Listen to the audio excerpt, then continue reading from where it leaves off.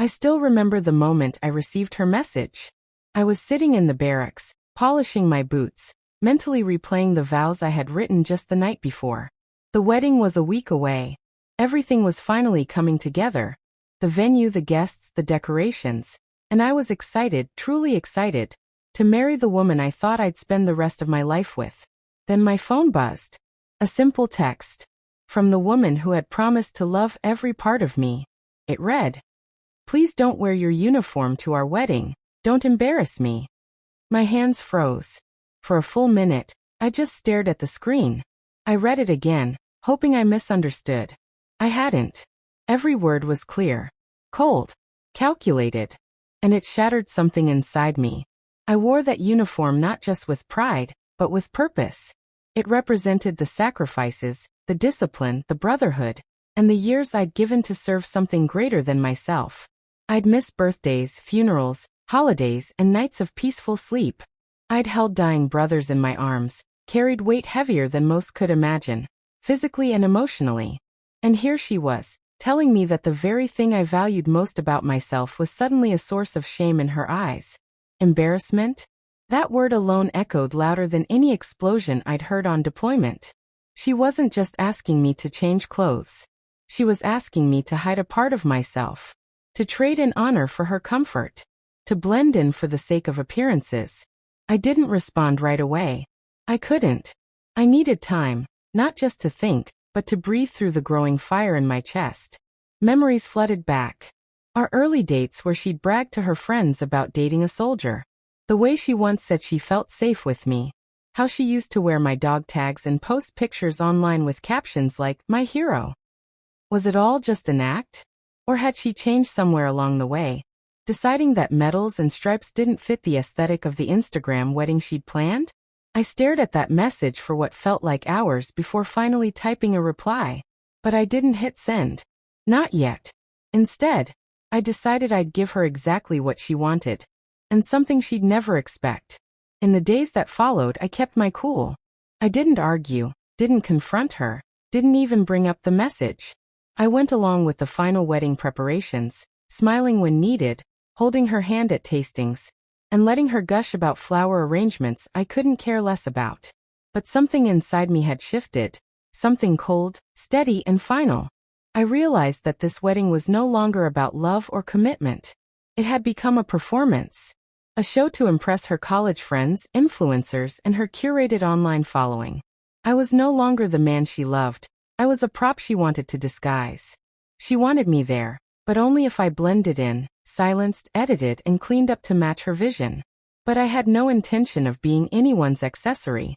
I made a quiet plan. Not for revenge, but for closure. One that would leave no doubts, no dramatic scenes. Just a clear, silent message. On the morning of the wedding, I got dressed, in full uniform. Not just the basic dress blues. I wore the formal mess uniform with all my medals. Each one pinned perfectly. My shoes were mirror polished, my white gloves crisp. I looked in the mirror and felt no shame. Just clarity. I wasn't going to embarrass anyone. I was going to stand tall in front of everyone and remind her, and myself, who I truly was. I arrived at the venue 15 minutes early, stood outside the chapel entrance, and handed the best man a sealed envelope. "Give this to her when she's ready to walk down the aisle," I said. No explanation. No emotion. Then I walked to the altar and waited. I saw her step out from the back, radiant in her white dress, arm linked with her father's. For a moment, our eyes met. And then the envelope was handed to her. She stopped. Opened it. Read the 7 lines I had written by hand. "You said don't wear my uniform. I wore it anyway, for the last time in your presence. I won't be marrying someone ashamed of my identity. You never deserved this ceremony, and I deserve better than your conditions. I'm done." She dropped the letter. Her bouquet followed. The whispers started before she even reached the altar. I turned and walked out the side door. No argument. No drama. Just silence. The kind that speaks louder than shouting ever could. The weeks that followed were a strange mix of peace and chaos. Peace because for the first time in a long while, I felt like I'd stood up for myself without yelling, begging, or defending my worth. Chaos because the fallout was swift. Her family was outraged. Mutual friends bombarded me with messages, most asking why I'd humiliated her like that. Some took her side, others offered quiet support. But I didn't respond to a single one. I didn't owe explanations. I had given everything, my love, my loyalty, my honesty. And in return, I had been asked to erase the very core of who I was so she could have her picture-perfect moment. That wasn't love. That was image management.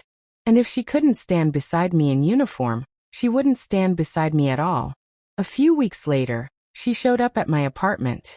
Her eyes were swollen, makeup smeared, a wreck of the pristine bride she was supposed to be. "I didn't mean it like that," she said, voice cracking. I didn't want people to look at us and judge me. I didn't want to be the military wife stereotype." I stood in the doorway unmoved. "You wanted a husband who looked good in photos, not one who served," I replied. "You wanted the dress, the party, the applause, but not the real man behind it."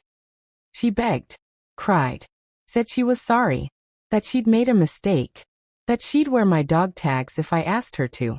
But it was too late. Love can survive distance, arguments, even pain, but not disrespect. Once you ask someone to hide who they are for your comfort, you don't get to be surprised when they walk away. That was the last time I saw her. I never posted about it, never dragged her name through the mud. I just moved on, focused on my career, on the men and women beside me who never asked me to tone myself down, who saw my uniform as pride, not shame. Eventually, I met someone new, someone who didn't flinch when I wore my medals or told stories from deployment. Someone who stood proudly beside me, no edits, no filters, no conditions. And when we married, I wore my uniform again, this time without hesitation. And when I looked into her eyes, I saw admiration, not embarrassment.